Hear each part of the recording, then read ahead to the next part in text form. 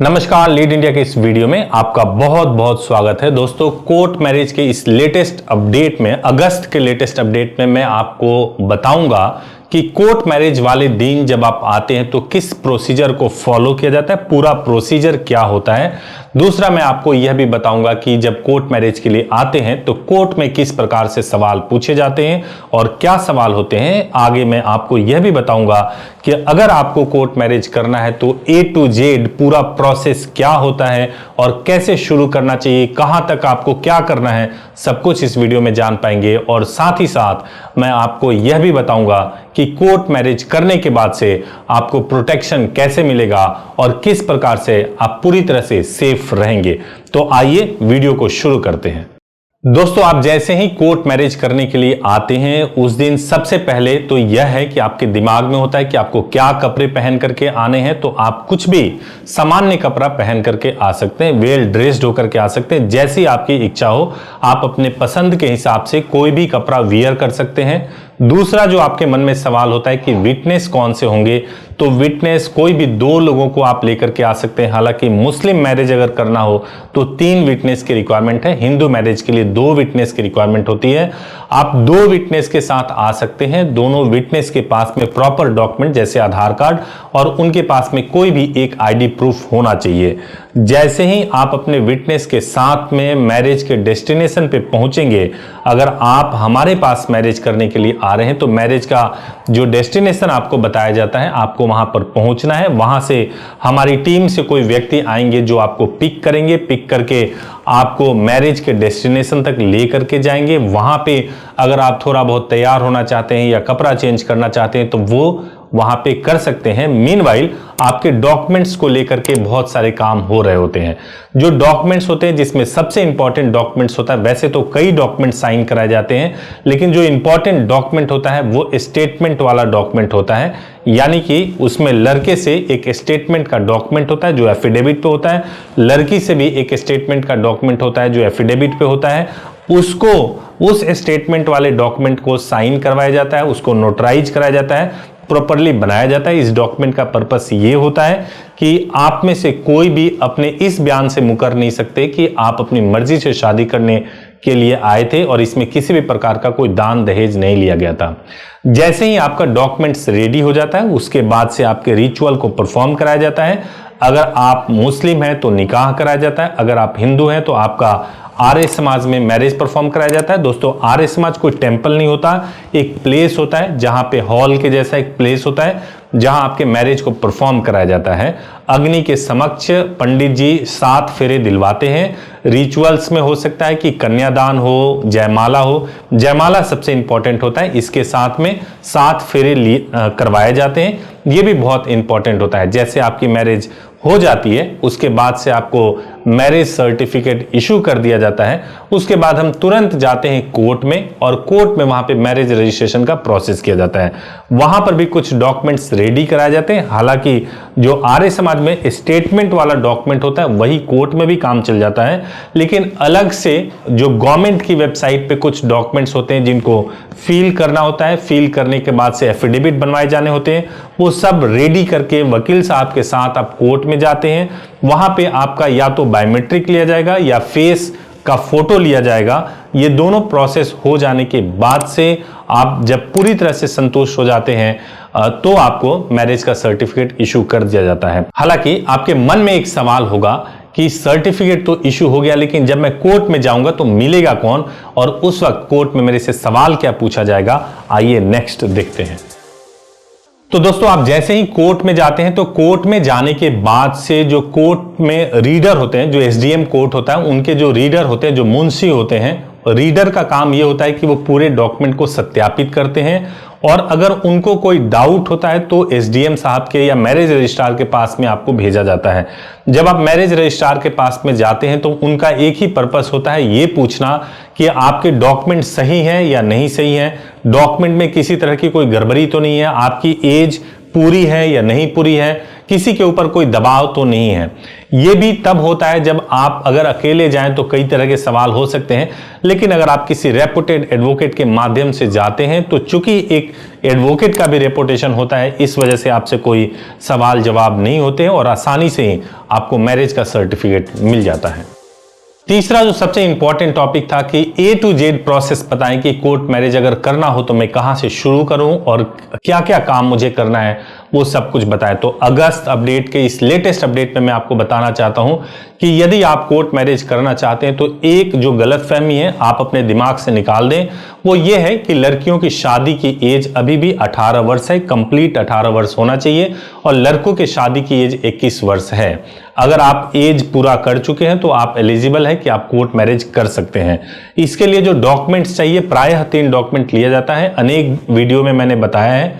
Document जो चाहिए होता है उसमें सबसे पहले आपका आधार कार्ड होना चाहिए और उसके बाद से बर्थ का सर्टिफिकेट होना चाहिए। जैसे आपके पास बर्थ प्रूफ में 10th की मार्कशीट हो सकती है या बर्थ सर्टिफिकेट हो सकता है।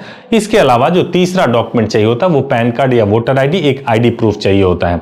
एक बहुत इंपॉर्टेंट बात है जो बहुत सारे कपल के मन में कंफ्यूजन होता है कि अगर डॉक्यूमेंट पूरा ना हो तो क्या करें। देखिए, अगर आपके पास डॉक्यूमेंट पूरे नहीं है तो सबसे पहले आपको यह करना है कि हमारे हेल्पलाइन नंबर 8800444555 पर कॉल करना है। इस नंबर पे कॉल करके सुबह 9 बजे से लेकर शाम को 8 बजे तक कॉल कर सकते हैं और कॉल करने के बाद से आप अपने डॉक्यूमेंट को शेयर करके पूछ सकते हैं कि आपके डॉक्यूमेंट प्रॉपर हैं या नहीं प्रॉपर हैं। 99% आपको वेरीफाई करके बता दिया जाता है कि आपका डॉक्यूमेंट प्रॉपर है या नहीं प्रॉपर है, लेकिन 1% डॉक्यूमेंट तब वेरीफाई होता है जब आप हमारे पास आते हैं, क्योंकि उस वक्त आपके पास में फिजिकल कॉपी होता है और फिजिकल कॉपी से फाइनली वेरीफाई हो जाता है। लेकिन अगर हमने वेरीफाई किया हुआ है तो आप उस पर संतुष्ट हो सकते हैं और इस बात की आपको श्योरिटी हो सकती है कि आप अपने डॉक्यूमेंट के साथ आएंगे तो मैरिज हो जाएगा। तो मैंने आपको एज समझा दिया, आपको डॉक्यूमेंट समझा दिया। इसके बाद से जरूरी है कि हम प्रोसेस कैसे करें, पहला स्टेप क्या लें। तो सबसे पहला चीज, आपके मन में 2 सवाल आ रहे होंगे कि क्या मैं केवल आर्य समाज शादी कर लूं, केवल निकाह कर लूं तो क्या ये सफिशिएंट होगा, या फिर मेरे को आर्य समाज या निकाह या क्रिश्चियन मैरिज करने के बाद से क्या कोर्ट में रजिस्टर्ड कराना जरूरी है। तो मैं आपको यह बता दूं कि कभी भी जब हम केवल रिचुअल के हिसाब से शादी करते हैं और कोर्ट में नहीं रजिस्टर्ड कराते हैं अपने मैरिज को, तो सबसे पहले दिक्कत तो ये होती है कि आपके रिचुअल वाली मैरिज को खारिज कराना आसान होता है, क्योंकि गवर्नमेंट की कोई अथॉरिटी उसमें इन्वॉल्व नहीं होती है। तो इसलिए कभी भी अगर आप लव मैरिज कर रहे हैं तो यह इंश्योर जरूर कीजिए कि आप रिचुअल परफॉर्म करने के साथ साथ कोर्ट में जरूर रजिस्टर्ड करा लें, क्योंकि कोर्ट में रजिस्टर्ड कराएंगे, गवर्नमेंट अथॉरिटी के साथ रजिस्टर्ड कराएंगे, तभी जब आप कोर्ट में, हाई कोर्ट में या सुप्रीम कोर्ट में जाएंगे तो ठोक करके आप अपने मैरिज के पक्ष में कह सकते हैं कि आपका जो मैरिज है वो बिल्कुल जेन्युइन है और इसमें किसी भी तरह का कोई गलत या कुछ भी झूठा या कुछ भी फ्रॉड नहीं हुआ है। तो दोस्तों, अब इसी कॉन्टेक्स्ट को आगे बढ़ाते हुए मैं कहूंगा कि जब आपको सबसे पहले ये डिसाइड करना है, आपको प्रोसेस पता चल गया, तो सबसे पहले आपको हमारे हेल्पलाइन नंबर पे कॉल करना है और कॉल करके बुकिंग करानी है मैरिज और मैरिज रजिस्ट्रेशन के लिए, यानी कोर्ट मैरिज के लिए, जिसमें आपको यह बताना है कि आपको कोर्ट मैरिज करना है, जिसमें पहले आपकी शादी होगी फिर कोर्ट में रजिस्टर्ड कराया जाएगा। आप हमारे हेल्पलाइन नंबर पे कॉल कर सकते हैं और कॉल करके बुकिंग करा सकते हैं। बुकिंग करा लेने के बाद से जो हमारी तरफ से टीम आपको कॉल करेगी, कॉल करके आपको पोस्ट बुकिंग प्रोसेस बताएगी, सर्विस टीम का कॉल आएगा, सर्विस टीम आपको प्रॉपरली गाइड करेगी कि किस तरीके से आप मैरिज को परफॉर्म करेंगे। सर्विस टीम ही आपसे कनेक्टेड रहेगी। इमरजेंसी नंबर के तौर पे मेरा नंबर आपको मिलेगा, जिससे कि आप मुझे कभी भी कांटेक्ट कर पाएंगे। अगर कुछ भी आपको दिक्कत समस्या होती है, कोई फीडबैक देना हो, कोई सजेशन देना हो या कोई कंप्लेंट करना हो तो, और अगर कोई भी दिक्कत समस्या हो या सजेशन या कंप्लेंट देना हो तो मुझे जरूर कॉल कीजिए, क्योंकि आपके फीडबैक और कंप्लेंट या सजेशन के बाद ही हम अपनी सर्विसेज को डे बाय डे इंप्रूव करते हैं, जो आने वाले कपल के लिए बहुत ही हेल्पफुल होता है। एक बार जब आप बुकिंग करा लेंगे, सब कुछ हो जाएगा, तो जैसा कि मैंने आपको प्रोसेस बताया था उसी प्रोसेस के हिसाब से आप मैरिज वाले डेस्टिनेशन पे आएंगे, मैरिज वाले दिन आएंगे मैरिज के डेस्टिनेशन पे, और फिर वहां से आपको पिक करेंगे। और वो प्रोसेस मैं आपको पहले ही बता चुका हूं कि उस दिन क्या क्या होगा।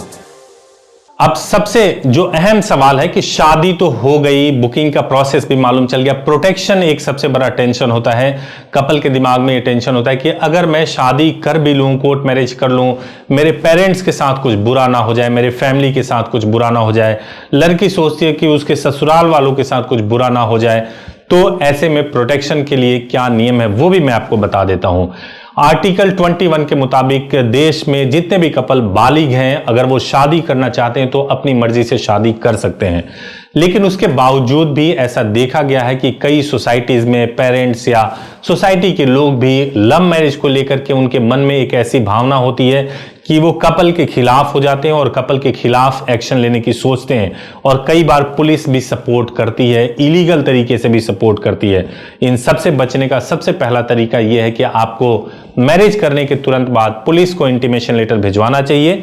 इंटीमेशन लेटर भिजवाने से सबसे बड़ा फायदा यह हो जाता है कि पुलिस को सूचना मिल गया कि आपने शादी कर लिया है, उसके बाद पुलिस आपके खिलाफ अपहरण या जबरदस्ती शादी या बहला फुसला करके शादी के मुकदमे नहीं रजिस्टर्ड करेगी। अगर फिर भी उसने रजिस्टर्ड कर लिया तो हाई कोर्ट में वो स्टैंड नहीं कर सकते और वहां पे पुलिस को डांट खानी पड़ती है।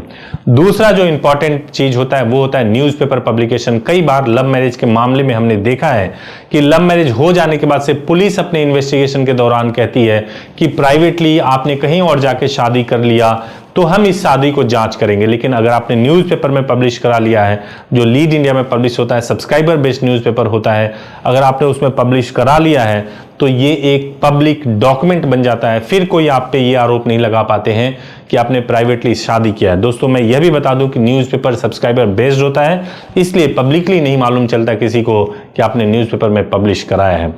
तीसरा जो इंपॉर्टेंट चीज होता है कि मान लीजिए कि ये सब चीज हो गया, आपने न्यूज़पेपर पब्लिकेशन, इंटीमेशन भी करा लिया है और आप सभी चीजों का आप पूरा ध्यान रख रहे हैं, उसके बावजूद भी अगर आपकी फैमिली के पास कोई आता है और आकर के मारपीट करने की धमकी देता है, तो उस वक्त आपके अपने माँ बाप को बोलना है कि शादी करना लड़के और लड़की का अपना लीगल राइट्स है, अगर मैं चाहूं भी तो नहीं रोक सकता, इस वजह से उन्होंने शादी किया है। और माँ और बाप को आप इसमें बिल्कुल भी पार्टी ना बनाएं। आपने खुद डिसाइड किया है शादी करने के लिए, खुद शादी करें, माँ बाप को ना शामिल करें। दूसरी इंपॉर्टेंट बात यह है कि हम नहीं जानते कि उस वक्त किस तरह के सिचुएशंस अराइज होंगे।